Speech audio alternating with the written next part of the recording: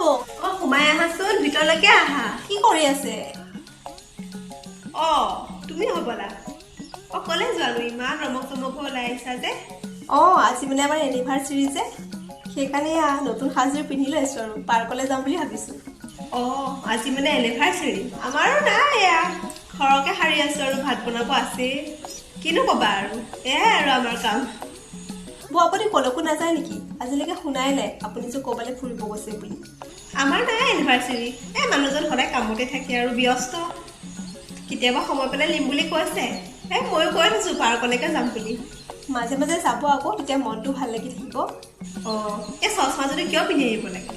এই চচমাযোৰ এই মানুহজনে কৈছে পিন্ধি লোৱা, ভাল লাগে বোলে মোক দেখি, আৰু মানে অলপমান ফটো উঠিম যে সেইবাবে। তেখেতে ভাল পায়। ঠিকে আছে, ভালে লাগিছে দিয়া। বৌ মানুহজন আহিলে দিয়ক, মানে তেল ভৰাব গৈছিল যে, সেইকাৰণে বোলে আপোনাৰ ওচৰৰ পৰা সাউতকে আহোগৈ। আহো দিয়ক। যোৱা যোৱা। দুখৰ ঘৈণীয়েকক ক'বই নালাগে, যি বিচাৰে তাকে দিয়ে। চচমা পৰা ধৰি একে নতুন কাপোৰলৈকে বাহ। আৰু আমাৰতো ঘৰ সাৰ, কাপোৰ ধো, ভাত বনা, এইবিলাকেই। আহক আজি মই দিহে এৰিম। তাইহে ধুনীয়া হ'ব পাৰে নেকি?